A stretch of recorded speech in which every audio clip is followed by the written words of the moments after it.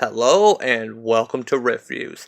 Now, tomorrow is the American Thanksgiving, so let me take this opportunity to wish a happy Thanksgiving to everyone. And for those of you outside the U.S., well, I hope tomorrow's a great day too. So why not? um, so I just did Uncanny X-Men #1 last night. I finally got around to reading that book. The book's a mess. And today was New Comic Day, so I snuck out from work. I went out on lunch, picked up a few books, and, well, since Uncanny X-Men #1 is top of mind, let's go ahead. We'll look at #2. But before I do, just a quick reminder, I am doing a giveaway. It's open to the US, to Canada, and the UK. For this bad lady here, the Walgreens exclusive Magik figure, so... God, I love that side art. Um, yeah, just make sure you're subscribed and leave a comment on to who your favorite New Mutant is. As I said yesterday, I have a soft spot for Mirage, and I think she may be a little overpowered now. She used to be able to make her illusions real, but whatever happened to her? Anyway, let's go ahead. I'm going to put this aside. Let's get into the issue. If this issue cover seems familiar, well, yeah, it's just a take on #1. They're just going to put Jamie Madrox and everyone's pose with their powers as well, which is kind of important. You'll see in the issue. So yeah, let's go ahead and just take a look. I didn't like Uncanny X-Men #1. It was a mess. So this is a regular sized issue. Hopefully keeping it condensed will help. So let's take a gander. So it starts off here with a shot from space, and there's a growing mass in Kansas. Just this big blob. Well, it appears to be probably thousands of Madri. Jamie Madrix, the plural. So we cut over to the X-Men. to the Institute. I keep forgetting what they call it. It's so many different names now. Beast has woken everyone up, which we got Storm and Jean pretty much dressed the same. He apologizes for waking them up. Yeah, Bishop fully dressed. Kind of like that. He's pointing out that there are problems all over the globe right now. He's pointing out how all the heroes are basically tied up everywhere. The Avengers, the Winter Guard. I love this picture. I love this panel. There's a giant shark, and Captain Britain is just standing there like, huh, look at that. Just standing there. So, Beast is talking about how it's not going well.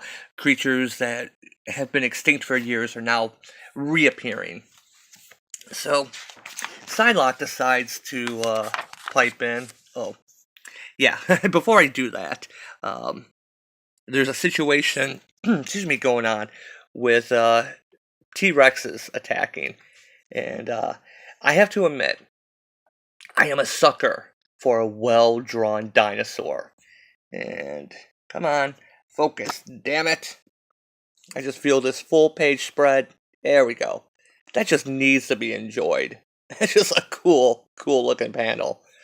Yeah, I'm not even a big dinosaur fan. I do even like Jurassic Park, but I love a well-drawn dinosaur. So Psylocke cuts in with, I appreciate the severity of all this. I was going to do an accent, but decided not to.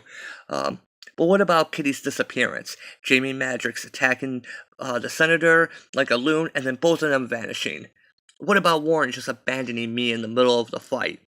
Well, I'd love to go help my brother with that big fish he found. Should we just be ignoring these other issues? And again, Captain Brent's still just having a little stare down with the shark.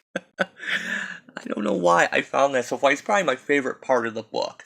Okay, my second favorite part, I will come back to the part I really liked. But yeah, Psylocke, seriously. Jean Grey is supposed to be the bitch of the team. Really? Really? Anyway, So Jean says they've been trying to find Kitty and Warren, and they'll continue to look, but this all this stuff going on is more pressing. So they're going to split into teams, and Beast says he's unavailable. And yeah, since when did the Danger Room look like the movie Danger Room? It's okay. I like the design, but look at this. Look at this. That is bad perspective. If the thing is coming at like this, the door should be like this. It shouldn't be facing straight on. It should be like this pathway, ledged. Look at that. That just caught my eye. I kept staring at it. That's just lazy. Anyway, so the X-Men are gearing up in their nice co-ed locker room, and I first thought this reminded me of a fire from Justice League International when Adam Hughes was on the book. I forgot Polaris was back, so. And we get these. The art gets kind of weird at some points where, look at Bobby. Storm's team is about to take off. Hold on, they can't all go. He's planning another attack. And then I'll take half the team to Montana. Storm must deal with Magik's right now, but look at this face. Look at that. Oh, God. The art sometimes, you get the dinosaur, then you get this. What the... So, I'm going to have to skip a page here coming up soon. So, they go to Kansas and they're investigating. The one team's going to Kansas to investigate all the Magik, while the other half goes to Montana to deal with the dinosaurs. And Bobby says, thank you for getting us the dinosaur thing. It's because I love you the most. I knew it. Yeah, young her turned you gay. You are aware of that, right?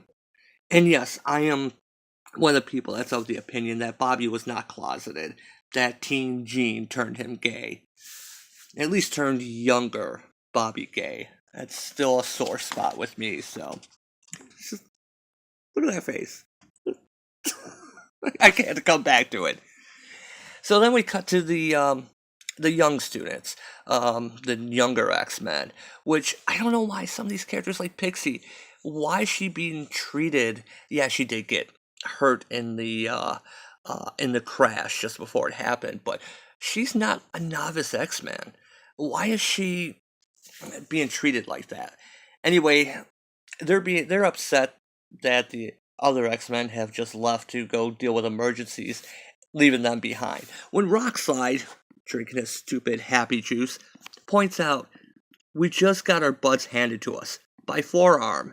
Forearm, the embarrassment. So yeah, if you guys can't handle Forearm, granted he did have the whole MLF with them, but if you can't deal with them, besides, you guys are hurt. You have several hurt members. Someone has to stay behind with them. More derpy faces. And then they realize that Beast is nowhere around. So, where's Beast at? Well, he's gone back to the crash, where people are complaining that the X-Men crashed their jet into the hospital and just left everything behind. Where's Damage Control? Isn't that exactly what they do? Is clean up these battles and stuff? But no, Hank is sneaking into the lab. As you remember, they're trying to get the cure for the mutant gene, and Hank just strolls in, and there you are. So apparently he's hunting that down. I'm going to skip the next couple pages because it's the team in Kansas facing down the Magik, and there's just tons of them. So they're trying to talk to him, and the funny thing about Jamie Magik's is people forget how he duplicates. He does it on kinetic impact, which means you hit him and it makes a duplicate. He used to have to wear a suit to control that, because even taking a step would make a duplicate. So how exactly do you fight him?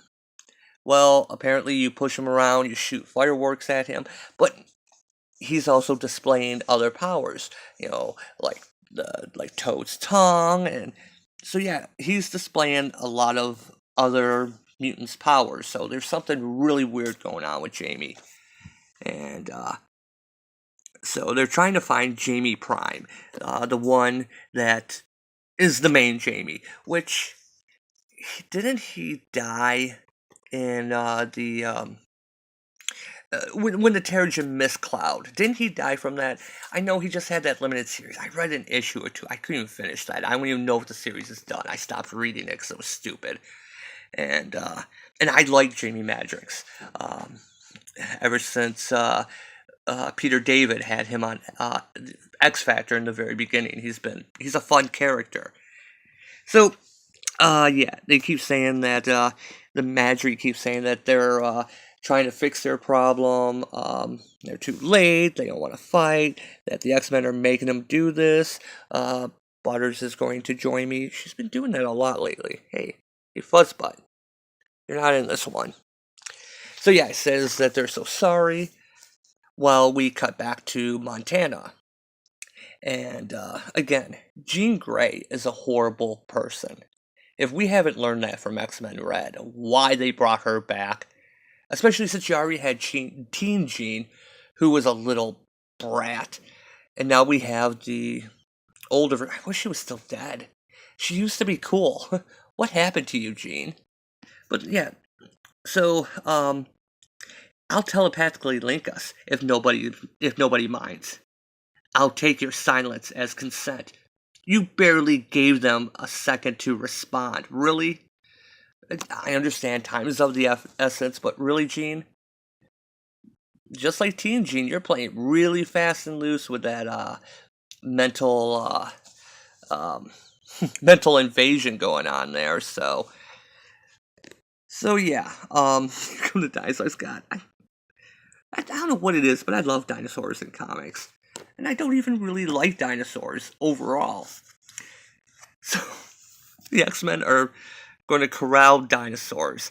And, so they're talking telepathically, and except for Bishop, because Bishop does whatever he wants. He's not going to talk telepathically. He's just going to shout over his gun and, talk about the appearances of monsters, disappearances of X-Men, whether that can't be controlled, who could do all this, and hide.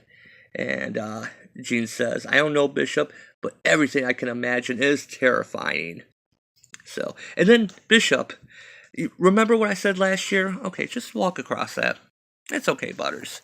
It really doesn't matter at this point. It really doesn't. Come on, keep your butt moving. Thank you. Remember what I was just saying in the last video? When we get back home, I need to talk to you and the others about something I found a few days ago. I didn't know what it meant. I still don't, but it may be important. Yeah. Remember what I was saying about communicating things? You're just now. It was important. You knew that. So yeah. Now this is a cool part of the book. The book's not good, but these 2 pages alone are worth it. So we have Laura. She's fighting off dinosaurs, and she's cutting off their heads, and then a T-Rex comes up behind her and then just chomps her down. Jean freaks out, and Bishop just stops her and says, just give her a minute. And we get this. Just Laura cutting herself out of the side of the T-Rex, and just cutting herself out from inside out. And Bobby says, yeah, but shouldn't Laura lose points for being eaten in the first place? I mean, you can try telling her that. Yeah, why can't Laura be this awesome in her own book? X-23 is an awesome character. I really do like her. It's why I've been collecting her book, hoping it gets better. These 2 pages right here prove how awesome she is. That's 2 of the best pages I've read in a while. Okay, maybe I'm exaggerating, but they were really, really cool. Uh, so yeah, now back over to the young students who are still trying to do that little schism thing. Some of the students are, we're being treated like kids and everything. Now the X-Men are being protested, at their front door as someone is marching toward them. The whole muties go home, die muties thing, and they're complaining about, all these people protesting outside. Now, the uh, the Xavier Institute is located. They moved it to the middle of Central Park. Okay, they moved it their house and everything to the middle of a park, in the middle of Central Park. Just imagine someone did that at um, your local park. Maybe your local state park. They just decide, hey, we're just going to build our house here, big house, then we're all going to live here. People would be losing their minds. These people, I'm with the protesters on this. You shouldn't be. Who?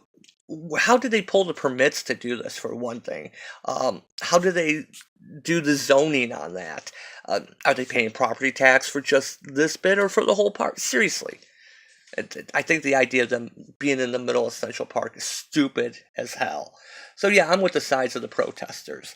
And someone makes their way through the crowd, knocks on their door, and it turns out, as I called in last issue, and probably everyone else did, it's Legion.